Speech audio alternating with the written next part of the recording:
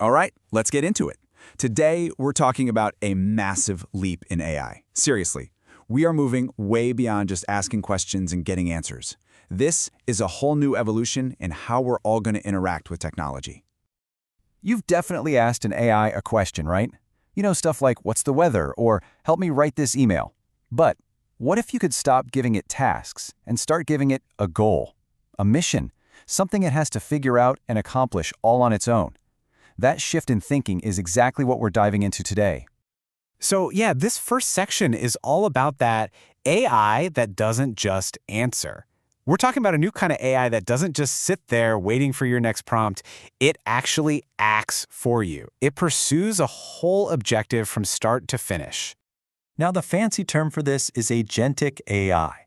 So what does that actually mean in plain English? Well, it's about AI systems that can do way more than just spit out text. They can genuinely think, they can plan, and they can act. And here's the kicker. They can look at their own work, reflect on it, and retry if they mess up. To get all this done, they use tools, just like we do. Things like a web browser or a code editor, all while keeping a memory of what they've done so they can stay on track.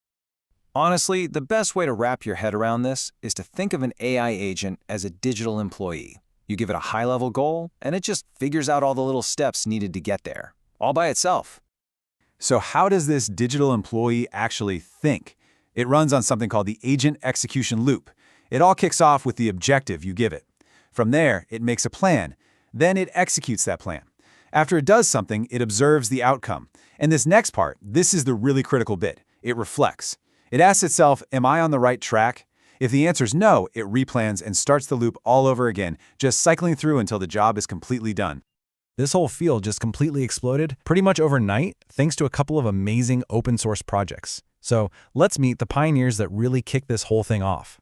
First up, we have AutoGPT. This was the one that just went absolutely viral. It was built on top of GPT-4, and for a lot of people, this was the first time they could really see and imagine what an autonomous AI could actually do. And wow, it could do a lot. It could plan out its own subtasks, it could go search the web for up-to-the-minute info, it could write and even debug its own code, create files to save its work.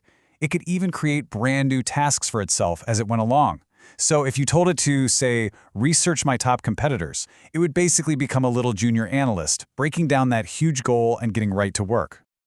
Right on its heels came BabyAGI. Now, this one took a slightly different angle. It was built from the ground up to be more of a task management AI, kind of inspired by how you and I would manage a really complex project. You can see this in its architecture. It's super structured. It's got a task queue for all the to-dos, a prioritizer to figure out what's most important right now, that execution loop to get the work done, and a memory system to learn from what it's already finished. It's basically a project manager, an employee, and the company's entire archive all rolled into one system. So if you had to boil it all down to one simple idea, it's this. AutoGPT is the doer. It is laser-focused on just executing tasks to crush a goal. BabyAGI, on the other hand, is the planner. It's obsessed with creating, managing, and prioritizing a perfect list of tasks. And when you put them side by side, you really see those differences pop.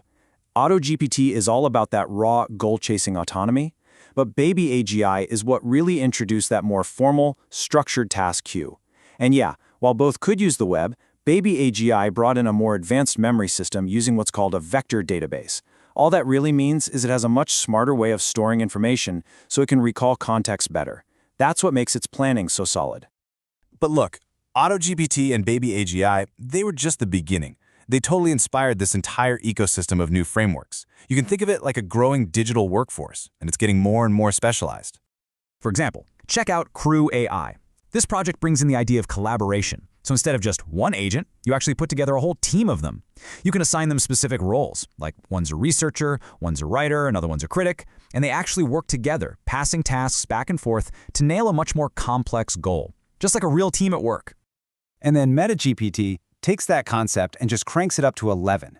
It simulates an entire AI software company. I'm serious. You give it a single idea for an app, and it will spin up agents to act as the CEO, the developer, the tester, and they all collaborate to build a complete software project for you, right from scratch, documentation and everything. And then for the really serious big business applications, you've got frameworks like LangGraph popping up. This uses a much more rigid, node-based system. It almost looks like a flowchart that the AI has to follow. And this is so crucial for real-world products because it's reliable. You can actually trace the AI's logic, and developers can jump in and debug when something goes wrong. This is how the tech goes from being a cool demo to a tool you can actually depend on.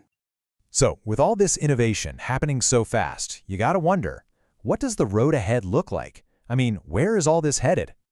Well, when you zoom out, a lot of people see these frameworks as very early but very real steps toward artificial general intelligence, or AGI. These abilities were seeing autonomous reasoning, learning over time with memory, self-correction. These are all the foundational building blocks of what a true general intelligence would probably need. But let's be real for a second. The tech is nowhere near perfect yet.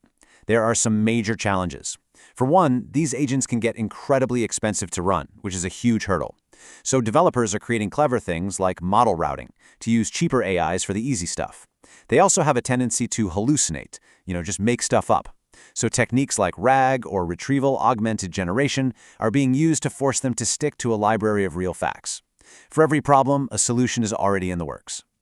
I think this quote just nails the reality of where we are right now. Agent frameworks are not magic. They are scaffolding for intelligence. That's it. These aren't conscious minds. They are clever, structured systems that let us organize and aim the raw power of large language models in a much, much more effective way.